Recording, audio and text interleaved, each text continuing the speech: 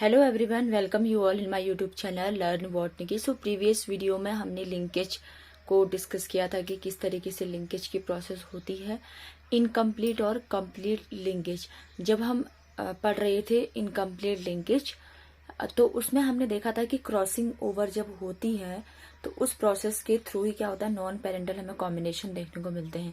सो आज का डिस्कशन रहेगा about crossing over. So let's start. So crossing over basically क्या होता है, it is a separation of linked chromatid segments and formation of non parental combination is known as crossing over.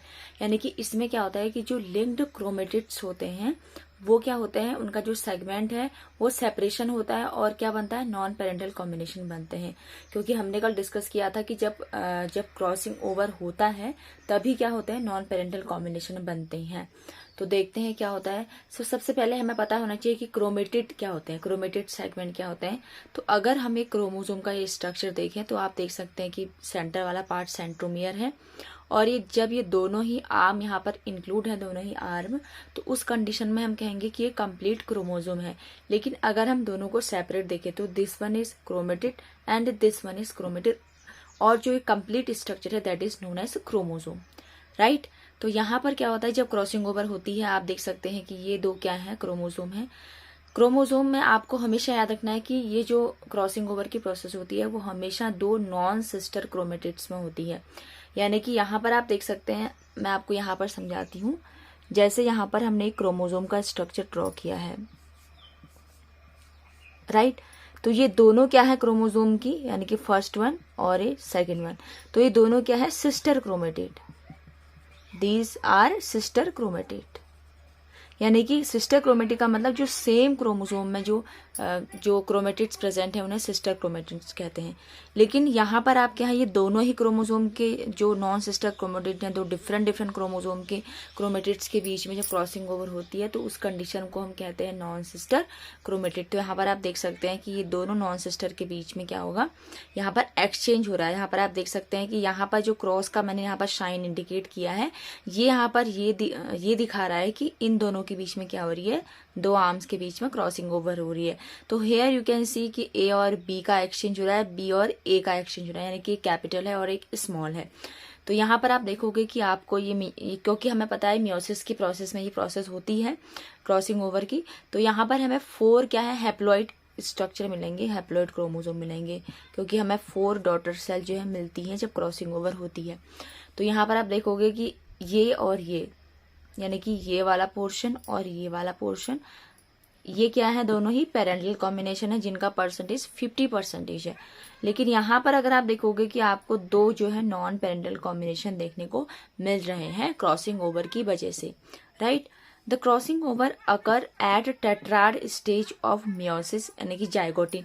यानी कि जब meiosis की process होती है, हमें पता है कि आई होप कि आपको पता हो कि मियोसिस जो है दो तरीके से होती है, meiosis first and meiosis second. Meiosis first जब होती है तो इसमें 2 डिप्लॉइड्स बनते हैं, एन और इसमें एन बनते हैं, यानी कि जो रेस्ट है वो एन में टोटल मिला के 4 है, यानी कि हम कह सकते हैं कि 4 हैप्लॉइड बनते हैं यहाँ पर कंडीशन।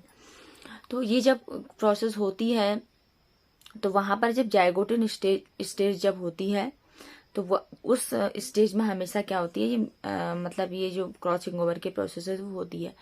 क्वेश्चन आ सकता है 1 मार्क्स में कि जो क्रॉसिंग ओवर है वो मियोसिस की कौन सी स्टेज में होती है, तो आपको याद रखना है कि जाइगोटिन में ये होती है, राइट। तो ये इस तरीके से जो है क्रॉसिंग ओवर की प्रोसेस होती है। आई होप कि आपको ये समझ आया हो, काफी ईजी कॉन्सेप्ट है, बट मैंने सोचा कि आपको जो है क्रॉसिंग ओवर क्लियर होना चाहिए, तो इस वजह से मैंने जो है आपको ये यहाँ पर थोड़ा सा समझाया है।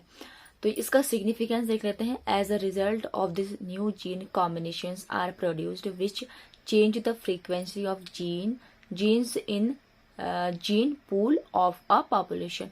यानी कि यहाँ पर क्या हो रहा है कि 2 क्रोमोसोम के बीच में जब कैरेक्टर का एक्सचेंज होता है तो हमें क्या मिलता है, नए जीन के कॉम्बिनेशन मिलेंगे, ऑब्वियस है। और इस तरीके से क्या होता है कि हमें क्या होता है, जो फ्रीक्वेंसी है जीन्स की वो क्या होती है, पॉपुलेशन में चेंज होते रहती है।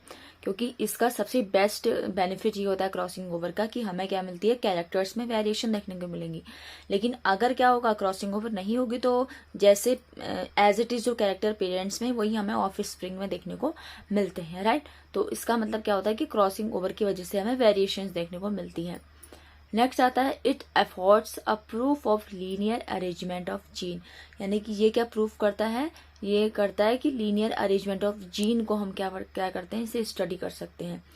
The exchange of chromosome material result in variation of the offspring, जैसे मैंने बताया कि अगर दो क्रोमोसोम के बीच में जब क्रॉसिंग ओवर होगी तो तभी क्या होगा, उनके बीच में जब क्रोमोसोमल मटीरियल जो भी उनका है, कंटेंट जो भी है, वो जब एक्सचेंज होता है तो तभी हमें क्या मिलती है, कंप्लीट ऑफस्प्रिंग्स में क्या मिलती है, वेरिएशन देखने को मिलती है। तो ये एक छोटा सा टॉपिक मैंने जो है अपने अकॉर्डिंग कवर करने की कोशिश की है। आई होप कि आपको ये टॉपिक जो है क्लियर हुआ हो, समझ आया हो।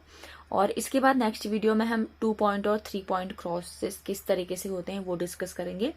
और यहाँ पर मैं एक बात क्लियर करना चाहती हूँ कि कभी कभी क्वेश्चन आता है कि जीन मैपिंग क्या होती है। तो जीन मैपिंग का कॉन्सेप्ट ही लिंकेज से रिलेटेड होता है, यानी कि जब भी हम जीन मैपिंग पढ़ते हैं तो हमें सबसे पहले ही पता होना चाहिए कि लिंकेज क्या होता है। तो इसलिए मैं आपको पहले लिंकेज और लिंकेजेस के टाइप मैंने बता दिए हैं।